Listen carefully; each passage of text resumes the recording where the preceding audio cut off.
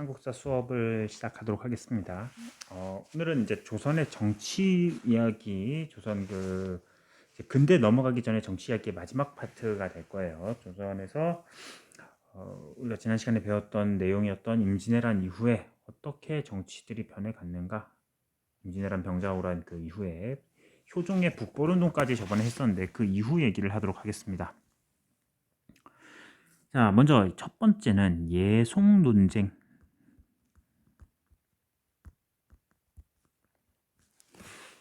예송 논쟁은 효종의 아들인 현종 때 있었던 일이야. 현종 때 있었는데, 자, 효종이라는 왕이 있었어요. 이 효종은 어떤 왕이냐? 그 아빠가 인조예요. 자, 우리 인조 앞에서 했었다. 인조는 병자호란에서 무릎을 꿇었던 왕이죠. 이건 안 써도 됩니다. 지금 내용은. 자, 병자호란에서 무릎을 꿇었던 왕이야. 근데 인조에 큰아들이 있었어요. 큰아들이 소현이라고 있었는데 이 소현세자가 청나라로 잡혀갔습니다. 둘 다. 소현세자하고 효종하고 둘 다 청나라로 잡혀갔는데 거기서 갔다 와서 소현세자가 좀 그한 거지. 청나라가 되게 발전했습니다. 그러니까 우리 청나라를 배웁시다. 막 이런 얘기를 합니다. 세자가, 조선의 세자가. 근데 인조는 자기 자신이 청나라한테 병자호란한테 무릎을 꿇고 항복을 했었잖아. 너무 싫은 거야. 자기 아들이지만. 그래서 결국 소현세자가 인조의 미움을 받다가 죽습니다. 뭐 인조가 직접 죽였는지 이런 것까지는 잘 모르겠어요. 어쨌든 의문의 죽음을 당해요. 그리고 둘째 아들 효종이 즉위해서 지난 시간에 했었어요. 북벌운동 했었죠. 북벌운동. 자, 이게 저번에 했던 내용들인데 그 효종의 아들이 현종이에요. 자, 효종은 그럼 인조의 몇 번째 아들이다? 첫째가 아니라 둘째 아들입니다. 이게 효종이다. 그리고 그 아들이 현종이에요. 현종은 왕이 됐어. 문제가 생겼어요. 이때 바로 인조의 부인이 현종이 왕이 됐는데 살아있는 거야. 인조가 늦게 이제 부인을 새로 얻었거든. 그래서 현종의 할머니가 살아있는 거지. 인조의 부인 효종의 엄마가 살아있는데 근데 효종이 먼저 죽어버렸네. 그러면 이 인조의 엄마는 상복을 얼마나 입어야 되느냐, 이걸로 싸움이 됩니다. 효종이 죽고 나서 효종의 엄마, 인종의 부인이 상복을 얼마나 입어야 되느냐. 당시 조금만 밑에다 쓸게. 효종이 죽고 나서 상복 입는 게 문제가 되는데 당시 남인에서는 왕실하고 사대부는 다르다. 왕실하고 사대부는 다르다. 왕실이 더 위에 있는 존재다. 그러니까 효종이 비록 둘째지만 상복을 3년 입어야 된다. 근데 서인은 뭐라 했느냐? 왕실하고 사대부는 같은 예법이다. 그래서 1년만 상복을 입으면 된다. 싸운 거야. 이 할머니가 상복을 몇 년 입어야 되느냐를 가지고. 이 첫 번째 예송에서는 당시 권력을 장악하고 있던 서인의 1년설이 승리합니다. 자, 그리고 시간이 흐릅니다. 이번엔 효종 비가 죽었어요. 다시 논쟁이 됩니다. 남인은 인조가 왕이었는데 이거 중전이 죽은 거 아니냐? 그럼 1년 입어야 된다. 서인은 아니다. 중전이 아니라 둘째 며느리가 죽은 거다. 이건 둘째 아들이 죽은 거라고 본 거고 이거는 왕이 죽은 거라 본 거죠. 왕이니까 첫째 대우를 해줘라 이거였고 여기는 아니다. 둘째 아들이니까 둘째 대우해라고 이번에 다시 붙은 겁니다. 왕비가 죽은 거라는 입장과 둘째 며느리가 죽었으니까 상복을 9개월만 입어라. 두 번의 논쟁이었는데 현종이 처음에는 서인이 이겼잖아. 두 번째 또 이러니까 자기 아버지 때도 이랬는데 또 자기 엄마한테도 또 이렇게 무시하듯이 하니까 기분이 나빠진 거야. 현중 입장에선 기분 나쁘지. 자기 엄마 아빠가 둘째 며느리, 둘째 아들이라고 무시하는 거니까. 그래서 이 두 번째 예송에서는 남인이 승리합니다. 이게 1차 예송과 2차 예송이에요. 상복 몇 년이면 나가도 싸운 거야. 자, 이렇게만 생각하면 되게 뭐 좀 쓸데없는 걸로 싸우는 것 같죠. 상복 몇 년 입는 게 뭐가 그렇게 중요하냐. 근데 이 상복 입는 기간을, 그 기간을 중요한 게 아니라 왜 그렇게 해석을 했느냐. 바로 이 얘기. 남인은 왕실과 사대부를 다른 존재로 봤다. 서인은 왕실과 사대부를 같은 존재로 봤다. 이 얘기가 유교 경전에 대한 해석 문제였거든. 그래서 서로 자기의 학술적인 입장과 겹치니까 열심히 싸웠던 거죠. 예속 논쟁입니다. 두 번째, 환국 정치.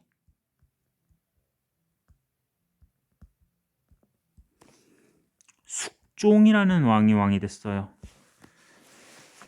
현종의 아들입니다. 숙종 때 환국이 3번이 있어요. 1차, 2차, 3차 환국이 있다. 환국이란 건 뭐냐면 손바닥 뒤집듯이 국면을 뒤집는 겁니다.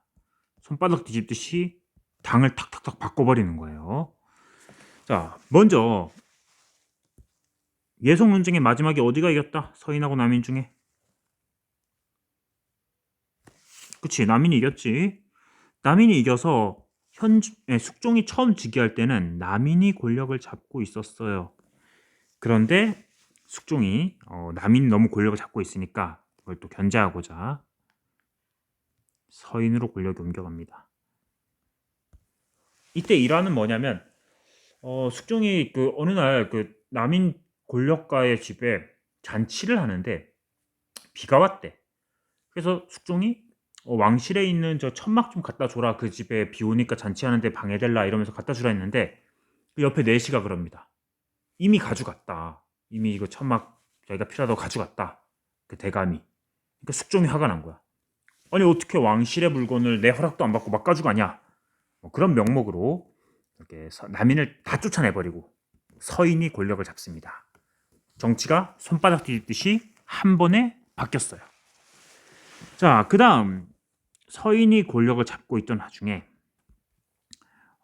저기 장희빈이라는 여자가 있거든. 근데 그 여자가 남인 쪽에 이렇게 관련된 인물이었는데 그 사람이 숙종의 눈에 들면서 그 장희빈과 그쪽 라인의 사람들이 다시 복귀하면서 남인으로 권력이 넘어갑니다.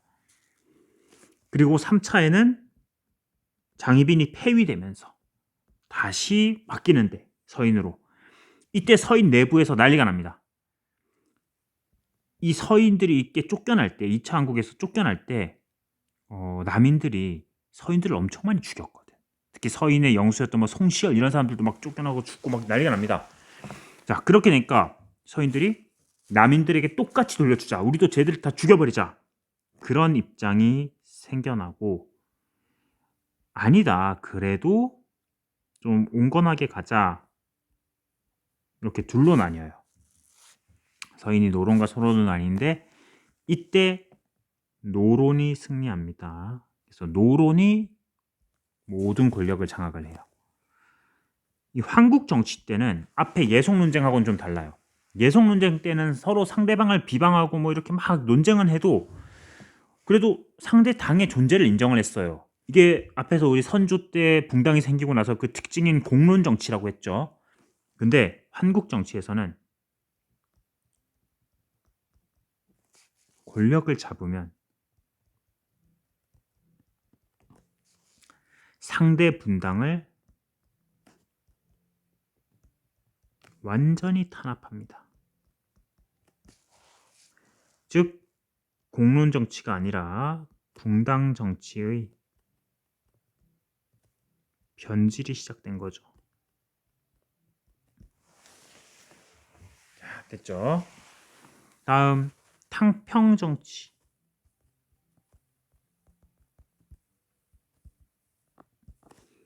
영조와 정조라는 왕인데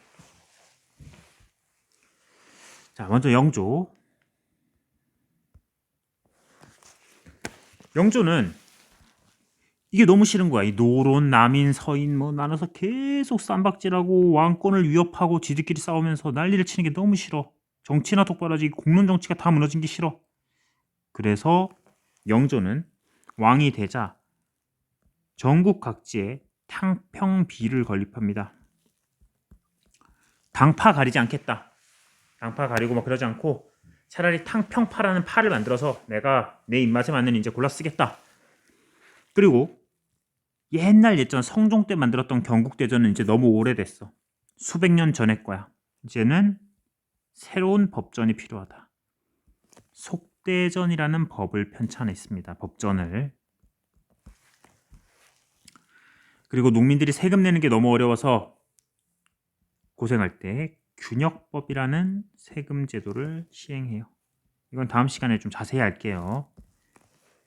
자, 그리고 영조 아들은 사도세자였어요. 근데 사도세자는 뭐 잘 알려져 있죠. 그 아버지와의 갈등으로 결국 그 뒤주에 갇혀가지고 쌀을 담는 곳 거기에 갇혀서 굶어 죽습니다.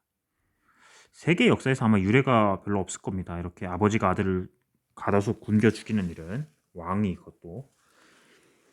자, 그래서 사도세자의 아들이었던 이 영조의 손자였던 정조가 왕이 됩니다. 정조는 규장각이라는 거를 설치를 해요.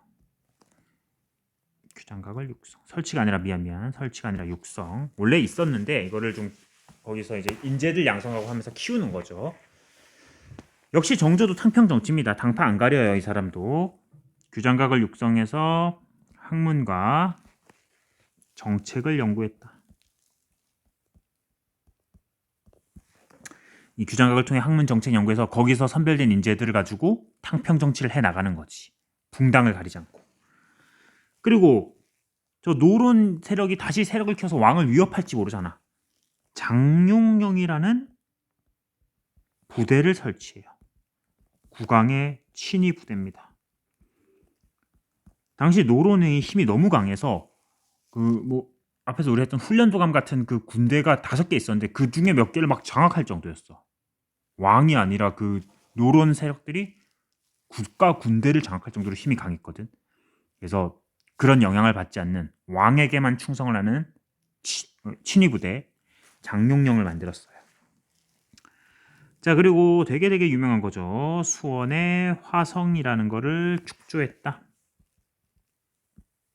이때 정약용이 거중기라는 거를 이용하기도 했어요. 다음 앞에 이 속대전 만들었는데 속대전하고 경국대전하고 좀 다른 내용들이 있어. 그래서 두 개를 통합해서 두 대전을 통합해서 법전을 편찬했어요. 두 개를 통합했다는 거예요. 자, 그리고 신해통공. 이것도 뒤에 다시 한번 나올 건데 조선에서는 원래 금난정권이라 해서 국가로부터 허락받은 상인만 장사를 하고 나머지 상인들은 장사를 못하게 했었어. 근데 신해통공으로 딱 6개 유기전을 제외한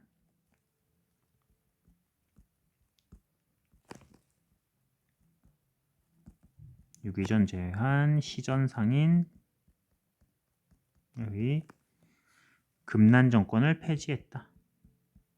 그러니까 다른 사람들이 장사하는 걸 이 시전상인들이 방해하고 막 막았거든. 그거를 없애버린 거야. 이제 자유롭게 장사해도 된다.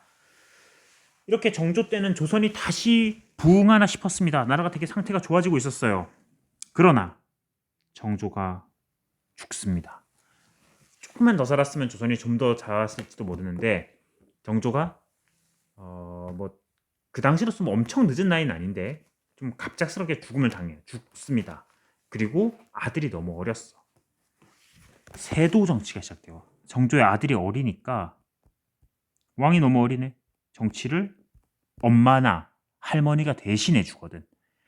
근데 그 엄마나 할머니가 자기가 정치를 하는 걸 넘어서 자기 가문의 이렇게 외갓집 식구들이지 왕의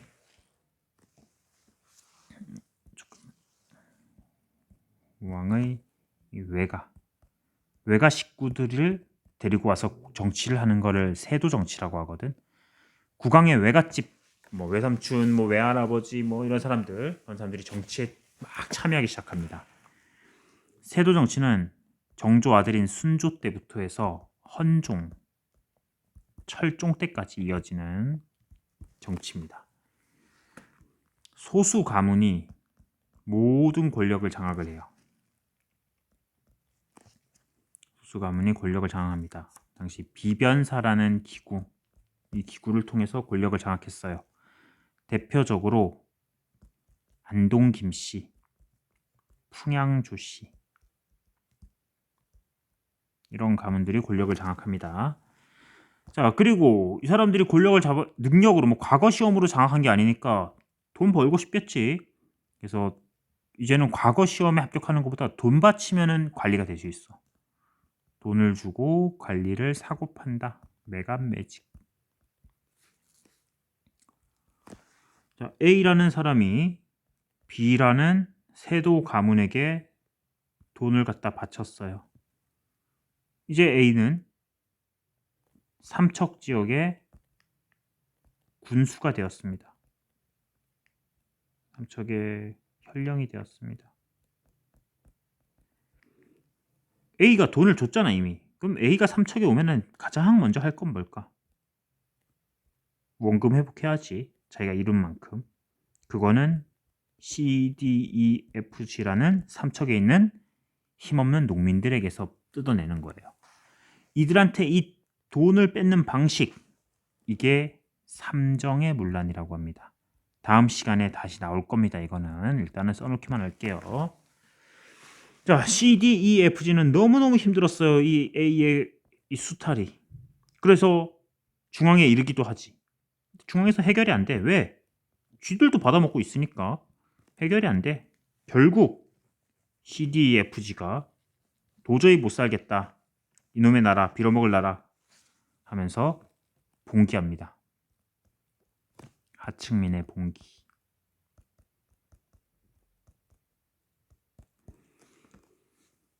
당시 뭐 미륵 신앙의 유행이라던가 나라가 망할 거다. 그리고 평안도에 대한 차별에 반대한 홍경래의 난. 마지막으로 임술 농민 봉기. 다른 말로 진주 농민 봉기라고 하기도 해요.